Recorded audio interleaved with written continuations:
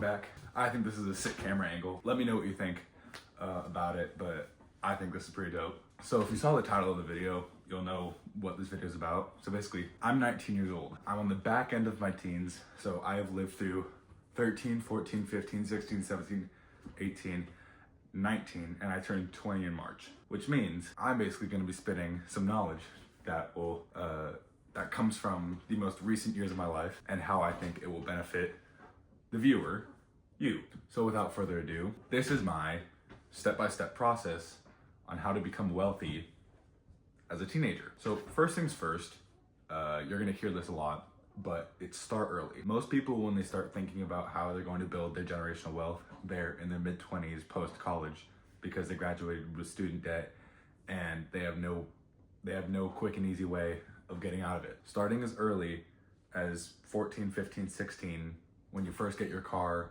hell, 18 when you could first open up an investing account, is so much better than waiting. When time is at your advantage, use it. Because here's the thing, as you get older, you have more responsibilities, more bills, more things you have to pay for, more things you have to take care of, more time you have to set aside for life.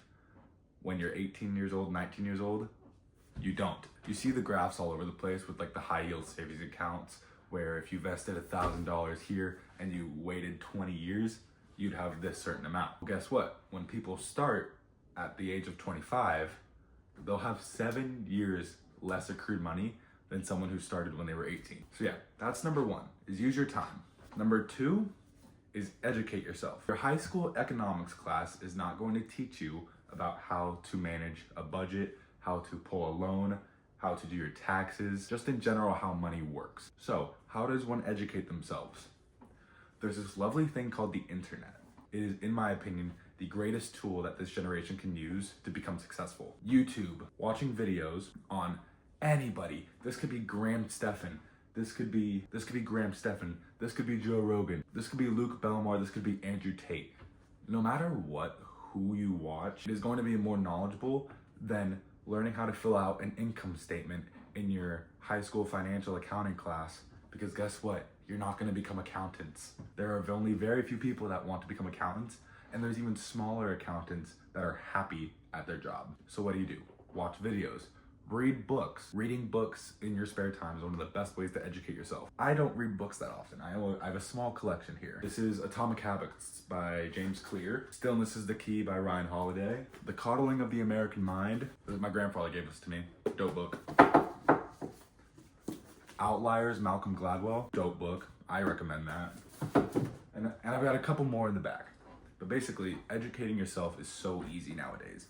Outdated methods are becoming cheaper. The internet is literally free. So take advantage of it, educate yourself, because when you do end up having a lot of money, you don't want to just have it all go to waste. Number three, and in my opinion, the most important step of this, is building a high income skill. When people say you need to have multiple streams of income, when people say you need to have multiple things to be good at and just be able to do everything, yes, that's great. But you have 100% effort left in your body. In your personal life, you have 100% effort. When you put 20% of it to school, and you put 20% of it to your work, and 20% of it to another skill, you're not able to put enough effort into that skill in order to reap the benefits of it.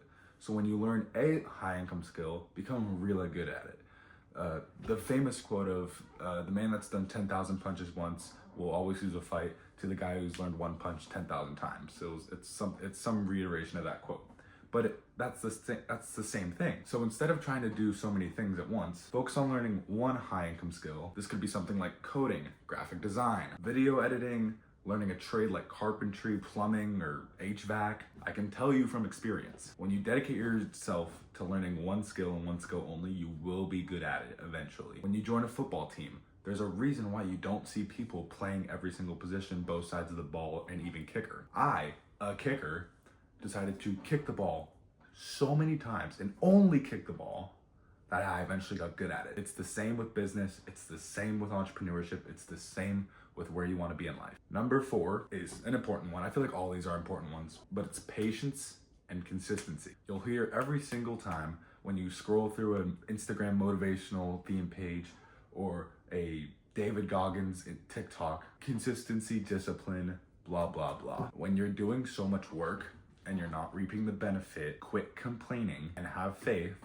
that not only God will do his work, but it'll eventually pan out. Because when you're doing things that are good for you, your goals, and your overall well-being, if the result isn't immediate, it's probably a good thing. When you turn 16 and you get a job and you start working, you get your first $400 paycheck. Guess what? That's not gonna check the box of your goal of being a millionaire. It's the simple, small steps that will eventually add on to each other. So quit looking at the steps and just put your head down and get to work. Now, section 5, step 5, stage 5, whatever you wanna call it, is do a fun hobby. This is completely off track to how you're gonna become wealthy, but I feel like it is so important. You are only going to be 18 years old 1 year in your life. Do a fun hobby, play a sport, play a game, hang out with your friends. Your teenage years aren't for grinding, they're for living. Because when you're 50, 60, 70, old and rotting, wherever you are, you could be on a beach in Malibu or you could be in your office job.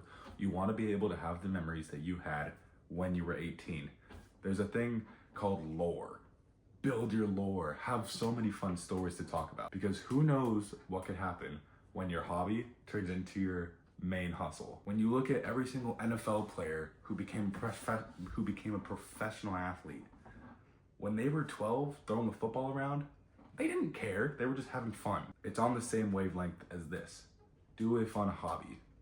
I'm currently playing chess.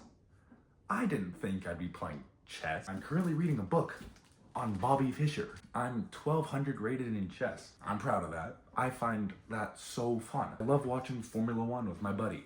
I love playing football with my buddy. I'm not spending 24 hours a day, 7 days a week, 365 days a year on my laptop grinding on a side hustle when I could just be living life. Next step is networking. Now here's the thing. Your 17-year-old buddy who's been smoking weed in the back of a parking lot is not your network. Your network is going to be you going to college, joining that fraternity, and finding the smart people in that fraternity to end up building a business together. Your network is joining an accounting club, a trading group, and meeting new people that are like-minded and have the similar goals to you. Building relationships builds opportunities, so don't be shy, reach out to people, and ask questions. I got on a phone call once with an executive at BlackRock. I'm not gonna tell you how I got it, but I did. And I asked him, I was like, how'd you get this job at BlackRock? He told me his buddy called him and said, hey, I have this trading job. You wanna come join me? Sure, why not? He wasn't a major in finance or accounting or trading. He was a sports management major in college. It's not what you know, it's who you know, most of the time. And last but not least, don't be stupid.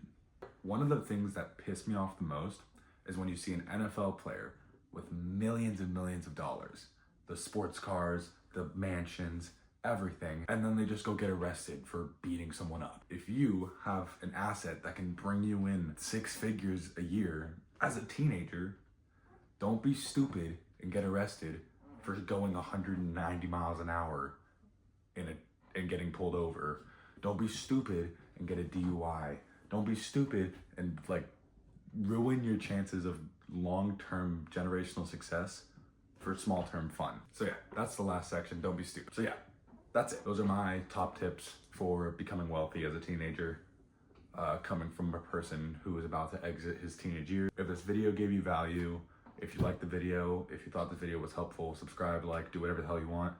And comment down below if you like this camera angle, because I think it's kind of dope compared to all the other videos that I've made. And yeah, that's it. Peace.